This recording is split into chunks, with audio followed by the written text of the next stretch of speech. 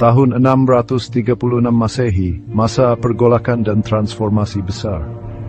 Dua pasukan besar saling berhadapan di dataran Yarmouk yang berdebu, dekat Suriah modern. Suasana tegang, kedua belah pihak bersiap untuk pertempuran yang akan membentuk masa depan wilayah tersebut. Satu pasukan, Kekaisaran Bizantium, mewakili kekuatan dunia Romawi kuno. Tentara mereka berbaju zirah berat, berdiri dalam formasi yang disiplin, bukti tradisi militer selama berabad-abad. Memimpin mereka adalah Fahan, seorang jenderal berpengalaman yang percaya diri pada pasukannya. Pengalaman dan kecerdasan strateginya telah diasah selama berbagai kampanye, menjadikannya lawan yang tangguh.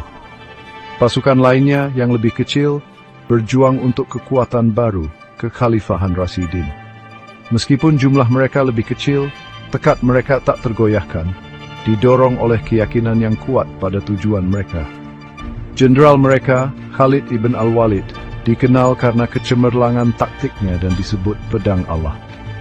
Reputasinya mendahuluinya, dan kepemimpinannya menginspirasi anak buahnya untuk bertarung dengan keberanian yang tak tertandingi. Panggung telah siap untuk salah satu pertempuran paling penting dalam sejarah. Nasib kerajaan dipertaruhkan, dan hasilnya akan bergema sepanjang masa. Pertempuran Yarmouk bukan hanya tentang tanah atau sumber daya. Ini adalah perjuangan untuk supremasi ideologis, ujian kemauan antara dua peradaban yang sangat berbeda. Itu adalah benturan peradaban, perebutan dominasi antara dua dunia yang berbeda. Bizantium dengan sejarah panjang dan keyakinan yang mapan adalah kekuatan yang tangguh. Bizantium dengan sejarah panjang dan keyakinan yang mapan adalah kekuatan yang tangguh. Tentara mereka berjuang bukan hanya untuk kekaisaran mereka, tetapi untuk cara hidup dan agama mereka. Umat Islam terinspirasi oleh agama baru mereka dan dipimpin oleh seorang jenderal yang karismatik, bertekad untuk membuktikan kekuatan mereka. Keyakinan mereka memberi mereka rasa tujuan dan persatuan yang sulit untuk dipatahkan. Hasil dari pertempuran ini akan menentukan nasib Levant dan bergema sepanjang sejarah selama berabad-abad yang akan datang. Gema bentrokan ini akan terasa jauh melampaui medan perang, memengaruhi jalannya sejarah dengan cara yang mendalam. Untuk memahami pertempuran Yarmouk, kita harus kembali beberapa tahun ke masa ketika Jazirah Arab adalah tanah suku-suku yang terpecah belah dan konflik yang terus-menerus. Jazirah Arab, yang dulunya merupakan tempat suku-suku yang berperang, telah dipersatukan di bawah panji Islam, mengubah lanskap sosial dan politik wilayah tersebut. Pesan Nabi Muhammad telah beresonansi mendalam dengan orang-orang, menumbuhkan rasa persatuan dan tujuan baru yang melampaui batas suku. Kekuatan dan persatuan yang baru ditemukan ini menyebabkan ekspansi kekhalifahan Rasidin yang cepat, kekaisaran Islam pertama yang mulai memperluas pengaruhnya jauh melampaui Jazirah Arab. Kekaisaran Bizantium yang sudah dilemahkan oleh perselisihan internal dan perang yang melelahkan selama bertahun-tahun dengan Kekaisaran Sasania, mendapati dirinya menghadapi ancaman baru dan tak terduga dari selatan. Umat Islam yang didorong oleh keyakinan mereka dan keinginan yang kuat untuk menyebarkan Islam, terbukti menjadi musuh yang tangguh dan gigih di medan perang. Mereka mencapai kemenangan cepat dan menentukan di Levant, menaklukkan Damaskus dan kota-kota penting lainnya dengan kecepatan dan efisiensi yang luar biasa. Keberhasilan awal ini mengatur panggung untuk konfrontasi monumental di Yarmouk, pertempuran sing berhubung nilai wilayah disebut dan membentuk dengan sedari. Tentara Bizantium yang lebih besar dan lebih beragam memiliki campuran infanteri, kavaleri, dan pasukan tambahan. Kekuatan yang tangguh ini merupakan bukti sumber daya kekaisaran yang luas dan kemampuannya untuk mengumpulkan tentara dari berbagai wilayah di bawah kendalinya. Jumlah mereka diperkirakan antara 80.000 hingga 120.000 orang, angka yang mengejutkan yang menunjukkan kekuatan mesin militer Bizantium. Mereka dilengkapi dengan senjata dan baju besi yang telah diasah selama berabad-abad tradisi militer Romawi. Kehebatan peralatan mereka tak tertandingi, mencerminkan keterampilan metalurgi canggih dan pengetahuan militer yang diturunkan dari generasi ke generasi. Kekuatan mereka terletak pada pengalaman dan disiplin yang ditanamkan oleh sejarah militer mereka yang panjang. Setiap prajurit dilatih dengan ketat, memastikan bahwa tentara beroperasi sebagai unit yang kohesif dan efisien di medan perang. Tentara Muslim, meskipun lebih kecil dengan perkiraan 20.000 hingga 40.000 orang, dipersatukan oleh keyakinan yang sama dan tekad yang kuat.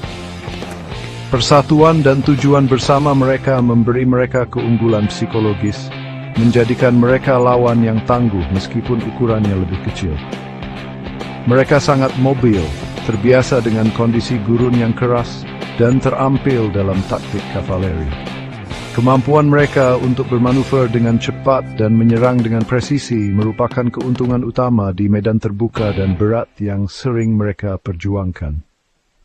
Apa yang kurang dalam jumlah dan peralatan, mereka ganti dengan semangat dan kepemimpinan. Ketahanan dan kemampuan beradaptasi mereka dalam menghadapi kesulitan sangat penting bagi keberhasilan mereka dalam berbagai pertempuran. Khalid ibn al-Walid, yang dikenal karena kecemerlangan strateginya, menanamkan keyakinan pada pasukannya akan tujuan mereka dan kemampuan mereka untuk mengatasi musuh yang jumlahnya lebih unggul. Kepemimpinannya adalah suara harapan dan sumber kepercayaan diri yang tak tergoyahkan bagi tentaranya, mendorong mereka untuk mencapai prestasi luar biasa di medan perang. Pertempuran Yarmouk berkecamuk selama 6 hari 6 malam. Hari pertama terjadi pertempuran sengit dengan kedua belah pihak menguji kekuatan masing-masing. Bizantium mengandalkan jumlah mereka yang lebih unggul, mencoba untuk mengalahkan sayap-sayap Muslim. Namun, penggunaan strategis kavaleri Khalid yang menggunakan taktik serang dan lari mematahkan kemajuan mereka. Seiring berjalannya pertempuran, kejeniusan strategis Khalid menjadi semakin jelas. Dia memanfaatkan medan, menggunakan penghalang alami untuk keuntungannya. Kavalerinya cepat dan mematikan, mengganggu sayap-sayap Bizantium, sementara infanterinya bertahan dengan teguh melawan serangan berulang kali. Titik balik terjadi ketika badai pasir bertiup dari timur, membutakan tentara Bizantium, membuat barisan mereka berantakan. Umat Islam yang terbiasa dengan kondisi gurun memanfaatkan badai untuk keuntungan mereka, melancarkan serangan balik yang menghancurkan. Hari terakhir pertempuran menyaksikan runtuhnya tentara Bizantium sepenuhnya. Dikalahkan, demoralisasi dan dilemahkan oleh pertempuran berhari-hari, mereka melepaskan barisan dan melarikan diri.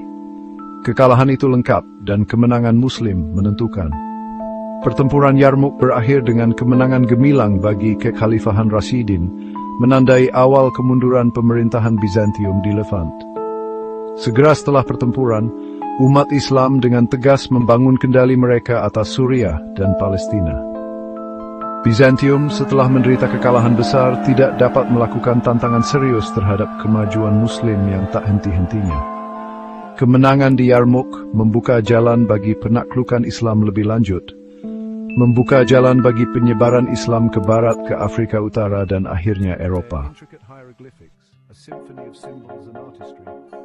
Sebagian besar penghargaan atas kemenangan Muslim di Yarmouk diberikan kepada kejeniusan militer Khalid ibn al-Walid. Dikenal sebagai pedang Allah, dia adalah ahli strategi yang brilian dan pemimpin karismatik yang menginspirasi pasukannya untuk bertarung dengan semangat yang tak tergoyahkan. Di Yarmouk, dia menunjukkan ketajaman taktisnya, mengalahkan pasukan yang lebih besar dan lebih lengkap. Khalid memahami kekuatan dan kelemahan kedua pasukan. Dia menggunakan mobilitas kavalerinya untuk melawan keunggulan jumlah Bizantium. Penggunaan strategisnya atas pasukan cadangan dan kemampuannya untuk beradaptasi dengan keadaan yang berubah di medan perang terbukti penting dalam mengamankan kemenangan Muslim. Kepemimpinannya di Yarmouk memperkuat posisinya sebagai salah satu komandan militer terhebat dalam sejarah. Pertempuran Yarmouk adalah momen penting dalam sejarah. Ini menandai berakhirnya dominasi Bizantium di Levant dan membuka jalan bagi kebangkitan dunia Muslim sebagai kekuatan utama. Itu adalah benturan peradaban, titik pertemuan dunia yang berbeda, dan hasilnya memiliki konsekuensi yang mendalam dan bertahan lama. Dampak pertempuran meluas jauh melampaui medan perang. Ini memfasilitasi penyebaran Islam, agama baru yang menantang tatanan dunia yang ada. Ini menyebabkan berkembangnya budaya dan pembelajaran Arab, meletakkan dasar bagi zaman kemasan Islam. Gema Yarmouk masih dapat dirasakan sampai sekarang, membentuk lanskap geopolitik Timur Tengah dan sekitarnya. Pertempuran Yarmouk lebih dari sekadar peristiwa sejarah. Ini adalah bukti kekuatan iman, strategi, dan kepemimpinan. Ini mengingatkan kita bagaimana kekuatan yang gigih yang dipimpin oleh seorang komandan yang terampil dapat mengatasi rintangan yang tampaknya tidak dapat diatasi. Warisan Khalid ibn al-Walid, pedang Allah, terus menginspirasi ahli strategi dan pemimpin militer bahkan hingga saat ini. Saat kita merenungkan pertempuran Yarmouk, kita diingatkan akan kompleksitas sejarah dan dampak abadi dari konflik manusia. Ini adalah kisah tentang keberanian, keyakinan, dan benturadaban, sebuah kisah yang berabad kemudian.